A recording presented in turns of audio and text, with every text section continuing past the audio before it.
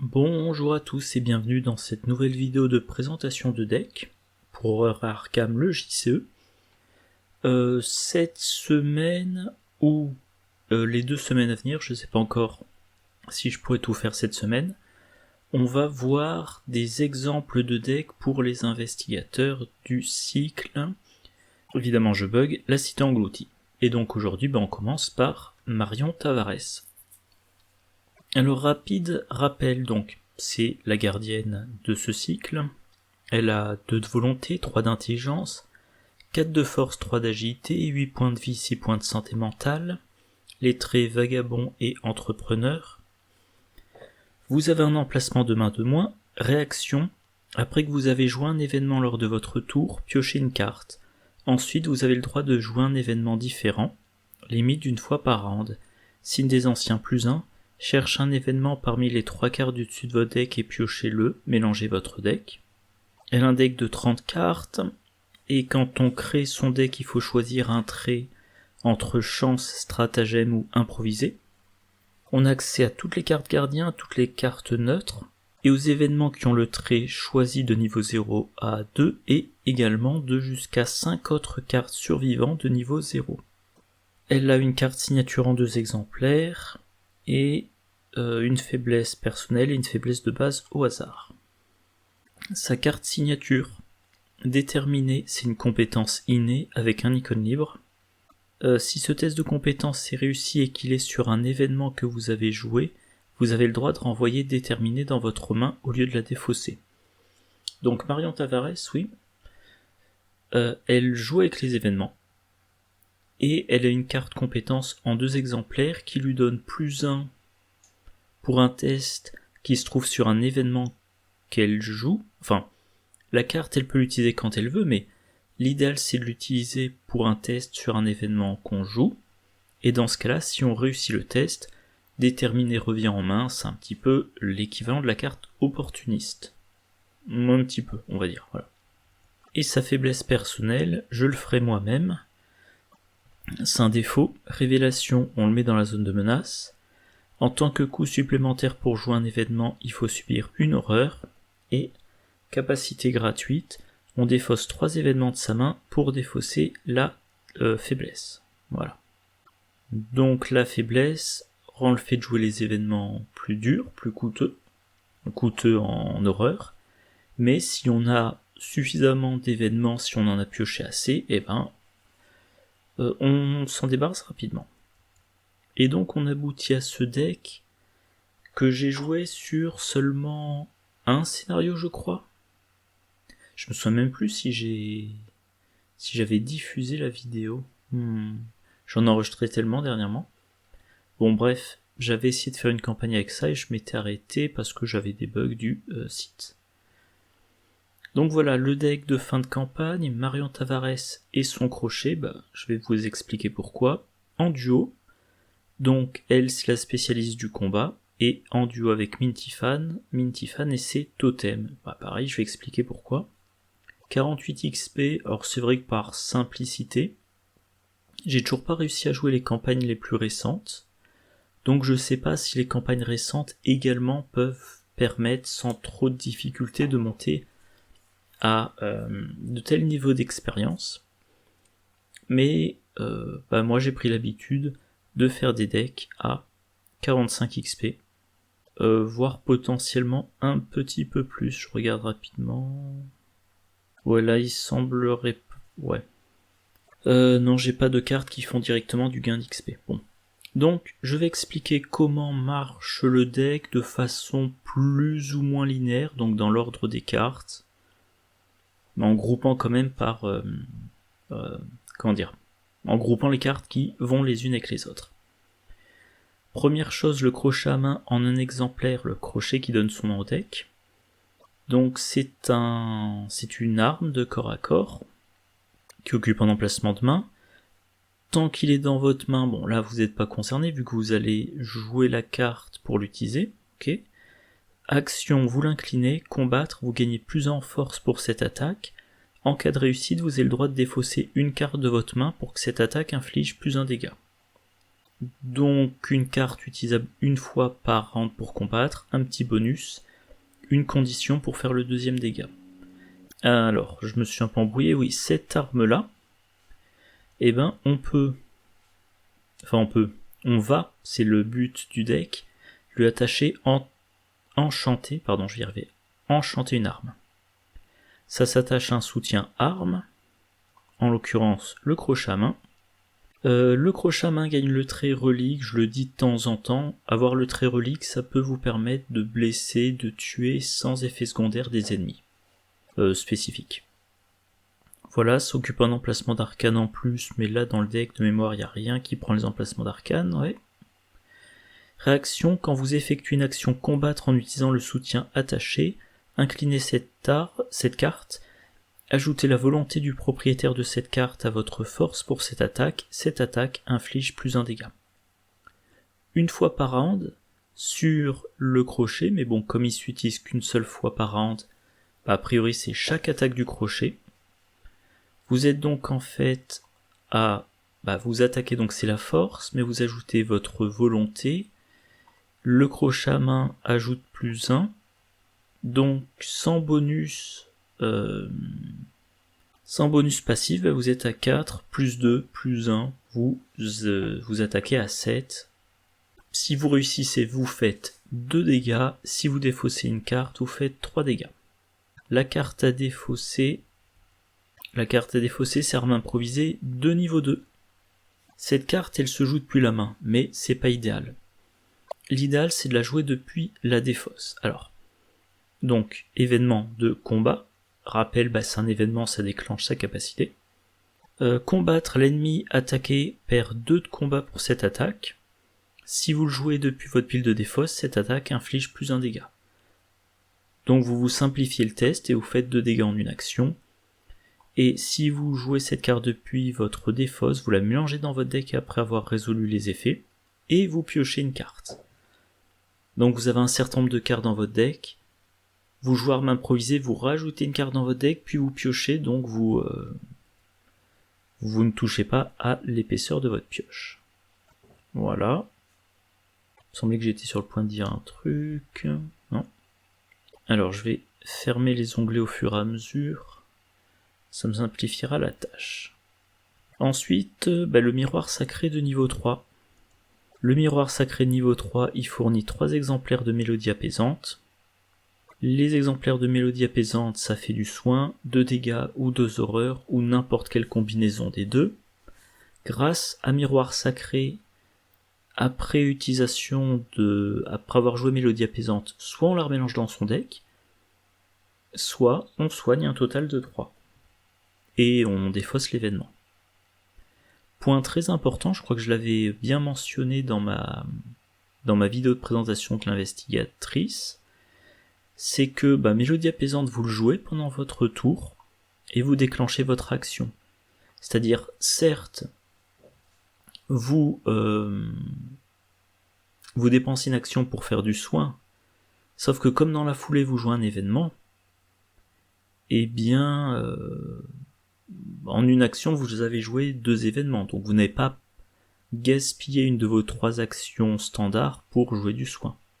Ou à l'inverse, vous jouez un événement de combat comme arme improvisée.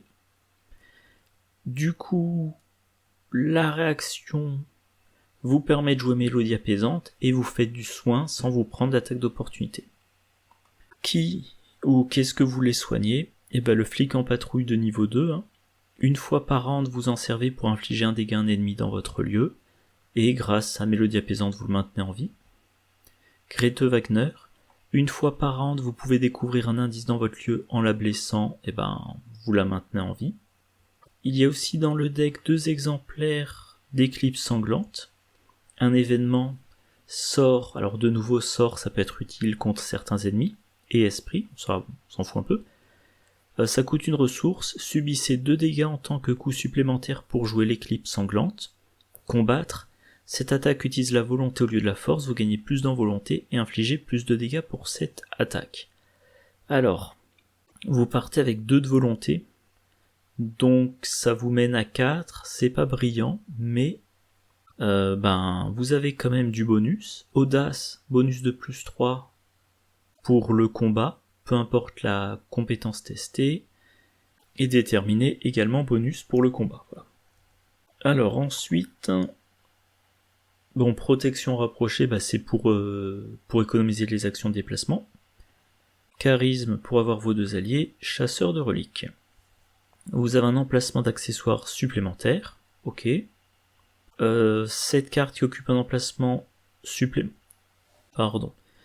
Je disais cette carte qui occupe un emplacement d'accessoires supplémentaires, vous la récupérez avec travail d'équipe. Les investigateurs dans votre lieu ont le droit de se donner ou de s'échanger n'importe quel nombre de soutiens objets, de soutiens alliés ou de ressources. Donc vous allez utiliser travail d'équipe pour récupérer une carte qui occupe un emplacement d'accessoires que Mintifan a mis en jeu. En l'occurrence le totem macabre. D'où le nom du deck, voilà, Marion Tavares et son crochet, en duo avec Mintifan et ses totems. Dans le deck de mine, dont on parlera tout à l'heure, il y a 2 exemplaires du totem macabre. Un exemplaire pour mine, un exemplaire pour Marion. Donc ce totem, la version chercheur de niveau 3, réaction, après que vous avez attribué une carte à un test de compétence, inclinez le totem macabre, la carte attribuée gagne une occurrence supplémentaire de l'une de ces icônes de compétences de votre choix. Si le test est réussi, l'investigateur qui effectue le test pioche une carte.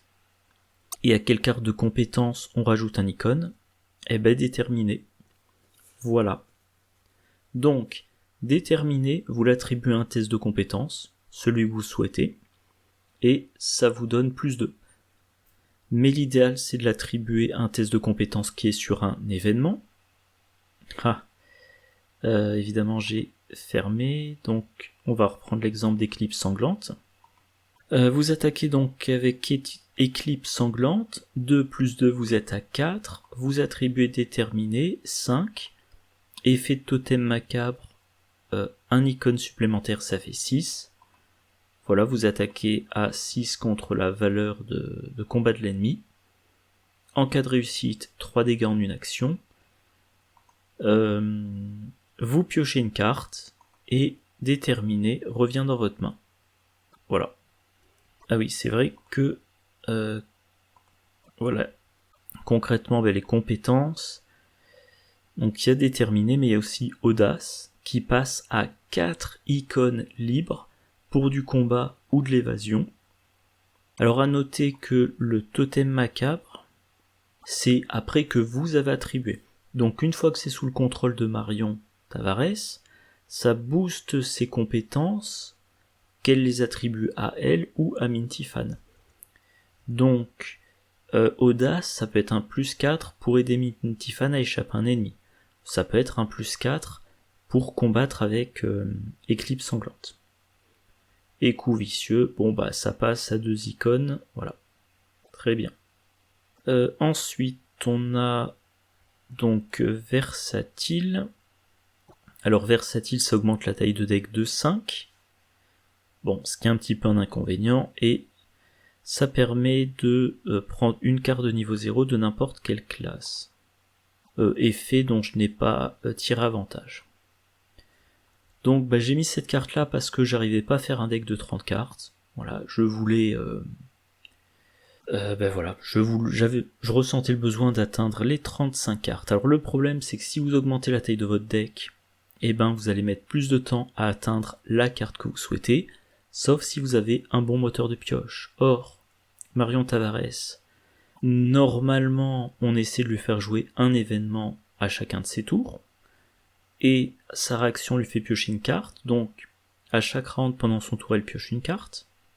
Mélodie apaisante, alors c'est vrai que ça, c'est 3 exemplaires qu'on rajoute dans sa pioche, quand on joue le miroir sacré, mais c'est une carte qui se remplace, donc ok, ça dégrade pas le deck. Vous venez pour la fête, vous allez chercher un ennemi, blablabla, piochez un nombre de cartes égal à la somme des valeurs de dégâts et d'horreur de cet ennemi. Donc si l'ennemi inflige un dégât ou une horreur, la carte se remplace. À partir du moment où il inflige un total de 2, vous piochez, et Alors j'aime bien citer cet exemple d'ennemi parce que il est quand même... Non, évidemment je me trompe tout le temps. Voilà, la monstruosité émergente, un ennemi non élite qui inflige 2 et 2. Et ben si vous allez le chercher, vous jouez une carte de votre main. Évidemment, il y a la réaction de Marion Tavares. Donc vous piochez une carte. Enfin non, pardon, c'est pas dans cet ordre-là. Vous jouez, vous venez pour la fête. Vous allez chercher la monstruosité émergente. Vous piochez 4 cartes. Voilà.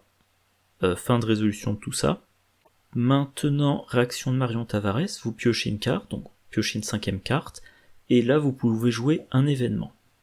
Arme improvisée de niveau 2, certes vous remélangez la carte dans votre pioche, mais vous piochez derrière, donc ça c'est pas vraiment de la pioche, mais c'est une carte... Enfin comment dire, c'est comme mélodie apaisante, ça, la carte se remplace. Gloire, de mémoire il y en a 2 exemplaires, oui.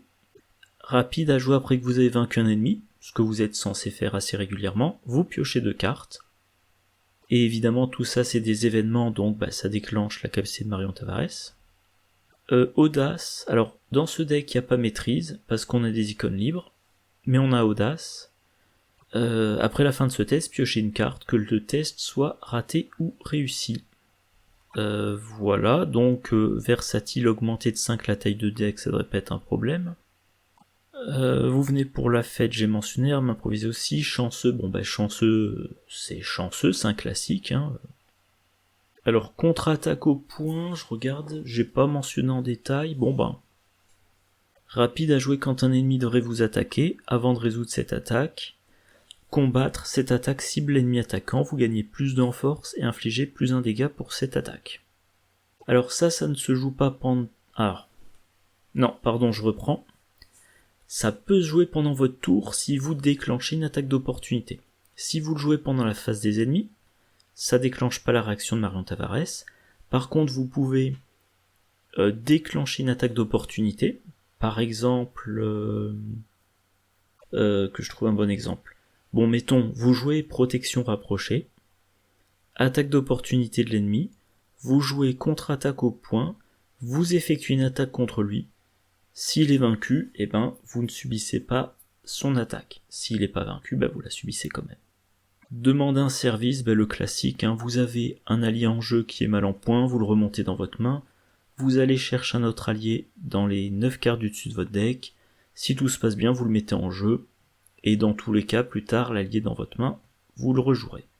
Éclipse sanglante, on en a parlé, en chasse, j'en parle...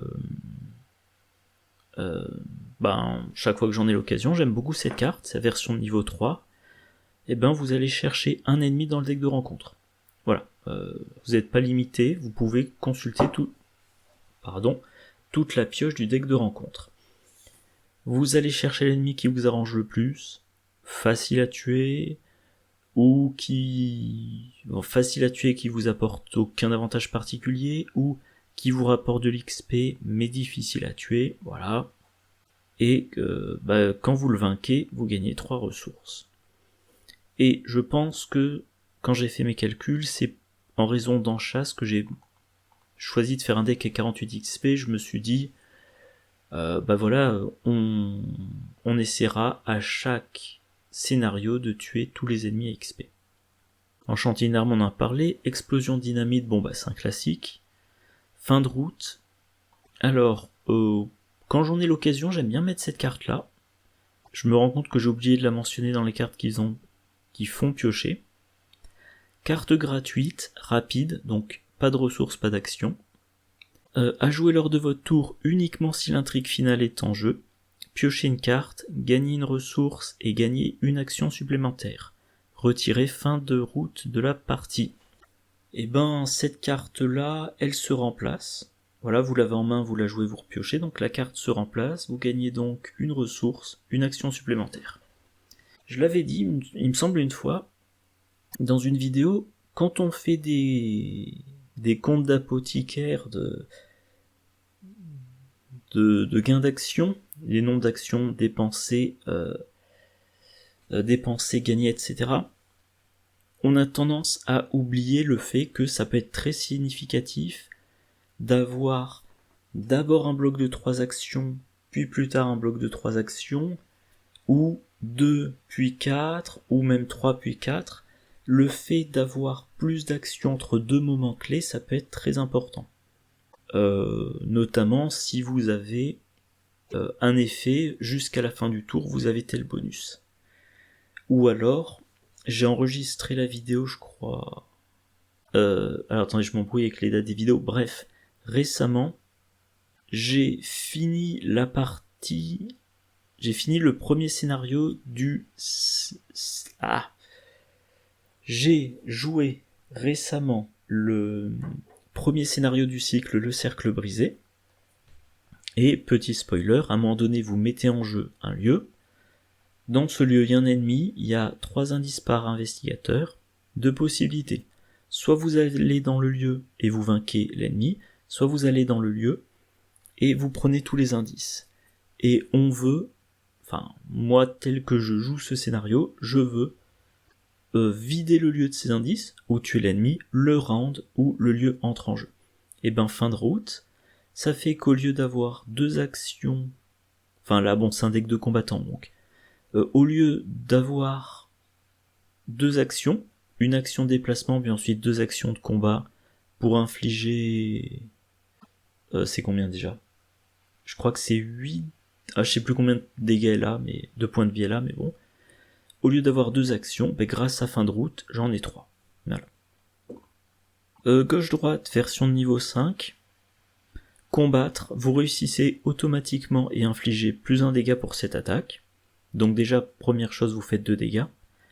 Vous avez le droit de combattre à nouveau, vous gagnez plus 3 en force et infligez plus de dégâts pour cette nouvelle attaque. Carte de niveau 5, bon, mais en une action, vous faites... Alors déjà automatiquement 2 dégâts, et si tout se passe bien, un total de 5 dégâts.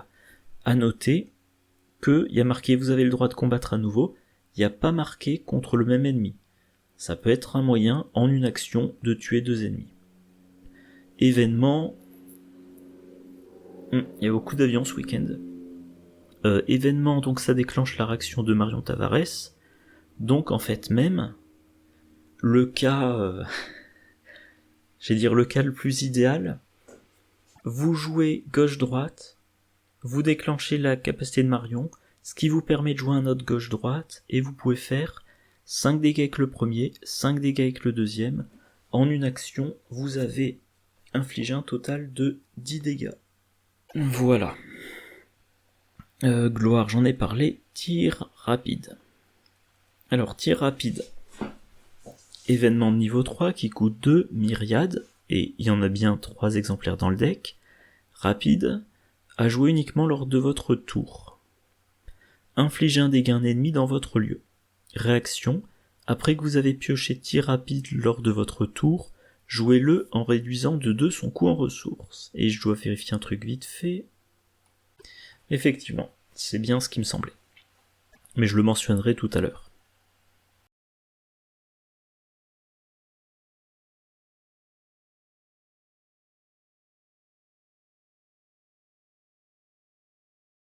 Donc, vous avez un événement qui fait du dégât, enfin, un dégât très précisément, sans test, sur un ennemi dans votre lieu, engagé ou pas, distant ou pas.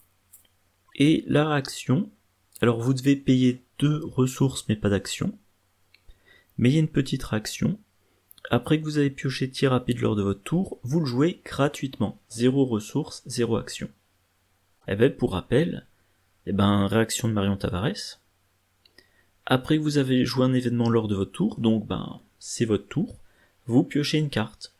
Vous jouez n'importe quel événement pendant votre tour, vous déclenchez la réaction de Marion Tavares. Si ça vous fait piocher tir rapide, vous le jouez dans la foulée. Voilà. Et comme la capacité de Marion l'utilise si possible à chaque round vous avez l'opportunité de piocher un tir rapide et d'avoir ce dégât complètement gratuit. Et puis je mentionnais tout à l'heure tout ce qui fait piocher. Je rappelle le totem macabre qui fait que chaque fois que vous réussissez, Vous avez le totem macabre en jeu, vous jouez un événement, vous attribuez une carte de compétence, vous déclenchez totem macabre.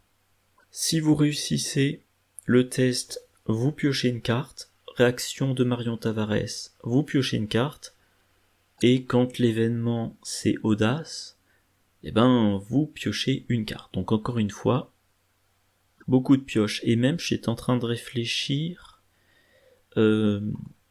déterminer, comme la carte revient dans votre main chaque fois que vous l'attribuez à un test de compétence sur un événement que vous jouez et que vous réussissez, ça vous remonte en main.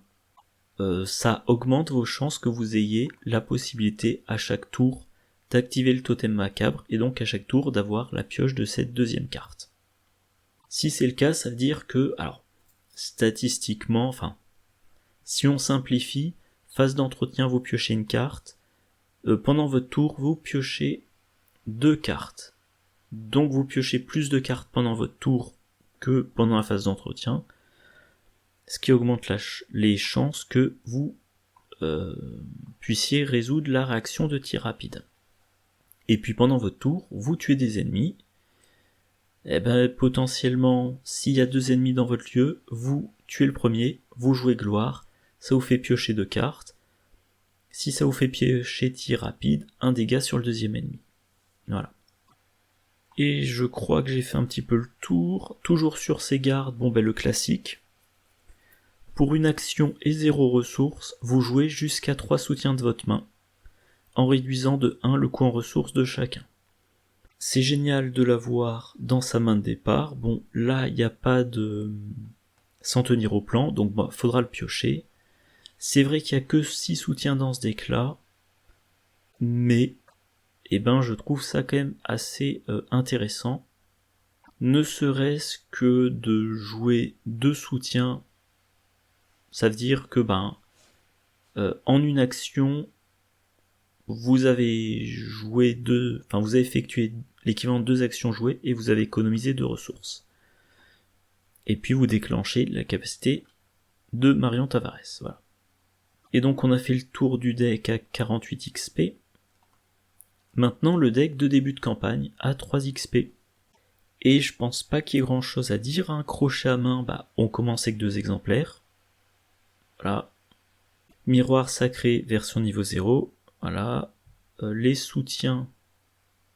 Qu'est-ce qui change ? Il y a des améliorations. Et en cours de campagne, on perd un crochet à main. Voilà. Permanent dans le vif du sujet pour les 3 XP. Événement. Alors viens par ici. Que je me souvienne bien. Donc ça coûte 2. Engager combattre. Choisissez un ennemi non élite dans votre lieu ou dans un lieu connexe. Déplacez cet ennemi vers votre lieu, engagez-le et attaquez-le. C'est pour la compression d'action. Hein. Vous avez un ennemi qui se déplace potentiellement une fois, donc vous n'avez pas à aller le chercher, il vous engage, vous n'avez pas à l'engager si c'est un ennemi distant, et ensuite vous faites un combat. Combat sur un événement, vous pouvez attribuer déterminé, et réaction de Marion Tavares, vous jouez un deuxième événement de combat dans la foulée. Et donc ça, plus tard, c'est remplacé parce que je trouvais que la version améliorée n'était pas intéressante. Vous venez pour la fête, ça reste dans le deck toute la campagne. Arme improvisée, ça est amélioré plus tard. Contre-attaque au point, pareil, on commence avec la version niveau 0, on l'améliore ensuite. En chasse, au début on en a qu'un. Explosion dynamite en garde, gauche-droite. On commence avec la version niveau 0, puis on améliore au niveau 5. Travail d'équipe, ça reste. Tueur de monstres. Et tout simplement, c'est un événement de combat qui permet de faire 2 dégâts en une action. Voilà. Et dans les compétences, on a déterminé, qui permet d'avoir jusqu'à un +3 en volonté ou jusqu'à un +3 en force, à condition qu'on soit pas trop blessé. Je le mets au début de la campagne, sachant qu'avec dans le vif du sujet, comme vous avez 2 traumas, vous commencez le premier scénario de la campagne, vous avez une résistance totale de 12. Vous prenez 3 dégâts. Ah, c'est terrible ce matin. vous prenez 3 dégâts, et ben déjà détermination vous donne plus qu'un +2. Donc assez logiquement la carte vire assez vite, surtout qu'en plus, par la suite vous mettez dans votre deck Éclipse sanglante qui vous blesse intentionnellement. Voilà. Rapidement, l'ordre d'amélioration. On commence par l'amélioration d'armes improvisées. Passer de -1 de combat sur l'ennemi à -2, et ben ça fait qu'il y a plus d'ennemis pour lesquels il n'y a que l'échec automatique qui vous fait échouer. Si vous jouez en expert, ça a vraiment de la valeur, hein. Cette valeur de compétence qui passe à 0. En plus, encore une fois, la carte se remplace, donc on joue arme improvisée, enfin plutôt non. On attaque avec crochet à main, on réussit le test, donc on défausse arme improvisée, on a fait 2 dégâts, ensuite on attaque avec arme improvisée, si on réussit, on fait 2 dégâts, on le remélange dans son deck, et on repioche une carte, voilà. Très efficace. Crochet à main plus arme improvisée, c'est quand même la mécanique centrale du deck. Chasseur de reliques, et ben la deuxième logique du deck, c'est qu'il faut récupérer un totem macabre de Mintifan. Ah, sur le deck Mintifan, j'ai pas mis d'ordre d'amélioration. Bon. Voilà. Ensuite, on améliore le flic en patrouille, parce que du dégât sans test, c'est très intéressant. On rentre charisme pour avoir simultanément flic et Grete Wagner. Comme vous avez un allié que vous allez blesser intentionnellement, on améliore miroir sacré pour le soigner plus efficacement. Le vient par ici, qui est bien, mais voilà, que je souhaite pas garder. On le remplace par toujours sur ses gardes pour plus rapidement installer ces quelques soutiens. Ok, on entre versatile, et les 5 cartes qu'on rajoute à son deck avec versatile, c'est 2 fois gloire. Je l'ai déjà dit plusieurs fois, dès que je mets versatile dans un deck, parmi les 5 cartes que je rajoute, je mets des cartes qui font de la pioche. Et bien là, c'est gloire. Versatile, c'est plus 5 cartes dans votre pioche. 2 utilisations de gloire, c'est 4 cartes piochées. Les deux, à peu de choses près, ça s'équilibre. Alors 2 fois prêt à tout, qui sera remplacé plus tard. Donc prêt à tout, c'est un événement qui coûte 1, qui a le trait esprit et le trait audacieux, à jouer uniquement lors de votre première action, piocher une carte, donc une carte, la carte se remplace, 2 cartes à la place si vous avez pioché un ennemi à ce round. Donc si vous avez pioché un ennemi, ça vous fait de la pioche nette, et vous vous soignez d'une horreur. Bon, voilà. Donc la carte est acceptable, ça fait de la pioche, mais je trouve pas que ça soit nécessaire, donc je le rentre pour compenser encore une fois l'augmentation taille de deck, mais c'est vite remplacé. Et puis fin de route, ça aussi c'est de la pioche. Donc en fait, quand je mets versatile, enfin c'est de la pioche, la carte se remplace on va dire. Donc quand je mets versatile, là vraiment ça retarde pas la pioche des cartes, voilà. Je le disais, détermination arrive un moment dans la campagne où on est trop blessé trop vite pour que cette carte-là soit très intéressante. On la remplace par Éclipse sanglante, qui va nous blesser. Donc voilà. Le deuxième vient par ici et remplacé par le deuxième en chasse. Et d'ailleurs, au passage, vient par ici, ça vous permet de faire venir à vous un ennemi qui a été généré dans un autre lieu, en chasse. Ça vous permet d'aller chercher dans le deck de rencontre les ennemis qui ont des générations pénibles et de les faire entrer en jeu engagés avec vous. Contre-attaque au point, on l'améliore. Voilà, bon, c'était pas... Je pense pas que ça soit urgent de l'améliorer, hein. Vous avez le miroir sacré pour vous soigner, vous avez des alliés qui peuvent encaisser un peu pour vous, donc si vous contre-attaquez après l'attaque, c'est pas trop grave. Ensuite, 2 exemplaires de prêt-à-tout et 1 exemplaire de tueur de monstres pour le tir rapide. Alors, tueur de monstres, pour rappel, c'est un combat, donc vous pouvez rater. pardon, vous pouvez rater, vous faites 2 dégâts en une action, mais cette action peut échouer. Là, que je le retrouve, tir rapide, c'est un seul dégât, mais sans test. Voilà. Et enfin, c'est l'avant-dernière amélioration, on a mis plein de trucs dans le deck pour être efficace en combat. Marion Tavares n'a qu'une main, elle retire de son deck le 2e exemplaire de Crochet à main. Donc pendant la majorité de la... Je sais pas quand je vais faire pour pouvoir enregistrer une 2e vidéo aujourd'hui, mais bon, j'ai la gorge irritée, j'ai dû manger trop de pickles. Oui, donc pendant l'essentiel de la campagne, vous avez la possibilité d'utiliser le 2e exemplaire de Crochet à main depuis votre main. Et puis au bout d'un moment, vous dites, ben non, j'en garde qu'un exemplaire, parce que je ne peux avoir qu'une carte en main, enfin qu'une carte dans un emplacement de main, et puis si je veux attaquer avec une carte de ma main, j'ai tous mes événements. Dernière amélioration, parce que ce n'est pas absolument nécessaire, c'est gauche-droite de niveau 5. Voilà. Alors, je le mentionne rapidement, le deck en début de campagne, il y a quand même pas mal de cartes qui coûtent 2. Le deck amélioré, la majorité des cartes coûtent 2 ou moins. 9 cartes gratuites. Alors si on fait une moyenne rapide, ça fait 10, 18, 24, 38, 47, 56. 56 divisé par 25... 27, 31. Ouais, donc on est une moyenne de 1 et quelques. On a 2 copies de En Chasse. Chaque copie fournit 3 ressources. Fin de route fournit une ressource, donc je pense pas de problème de ressources dans le deck. Voilà.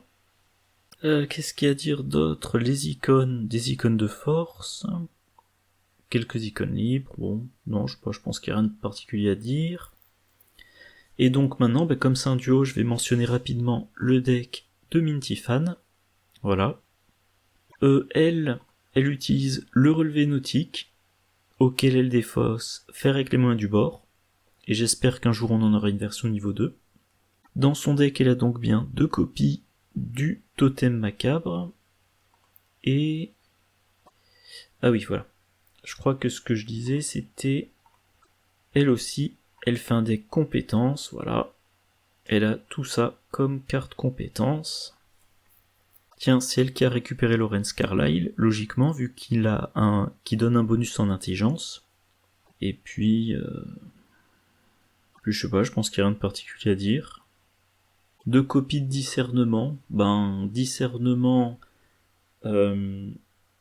si on l'attribue pendant le test d'armes improvisées de niveau 2, ça fait que la valeur de combat de l'ennemi est baissée... Oui, vous diminuez la difficulté du combat de 4. Donc même si vous êtes contre un ennemi qui est 4-4-4, pour l'attaque d'armes improvisées, le test a une difficulté de 0. Voilà, je crois que j'ai rien de particulier à dire sur ce deck. Donc je vais m'arrêter là. Est-ce que j'ai à faire une petite conclusion?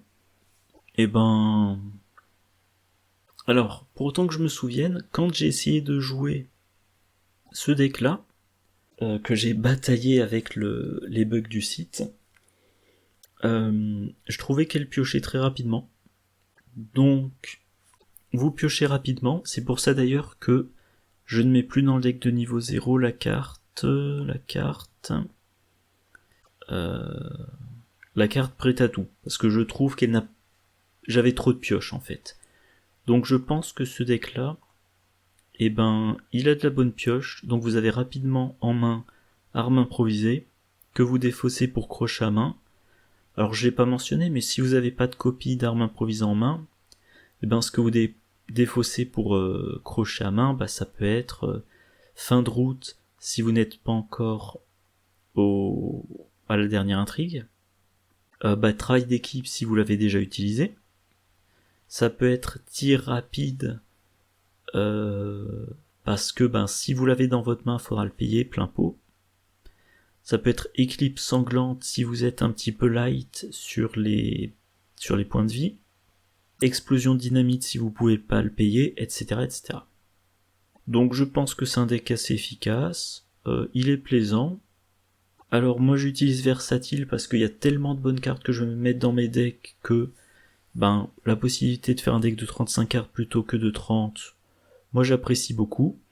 Mais si vous êtes plutôt du genre à dire un deck c'est 30 cartes et Versatile c'est une carte horrible, je pense que vous retirez les 3 tirs rapides, et puis peut-être que 2 fois vous venez pour la fête et 2 fois en chasse, ça fait que par tour de deck, vous provoquez la venue de 4 ennemis.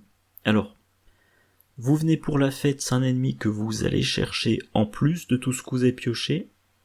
En chasse, c'est un remplacement de pioche lors de la phase du mythe. Si ça se trouve, vous alliez piocher cet ennemi. Donc on peut pas dire que par tour de deck vous attribuez 4 ennemis de plus, c'est au moins 2 jusqu'à 4.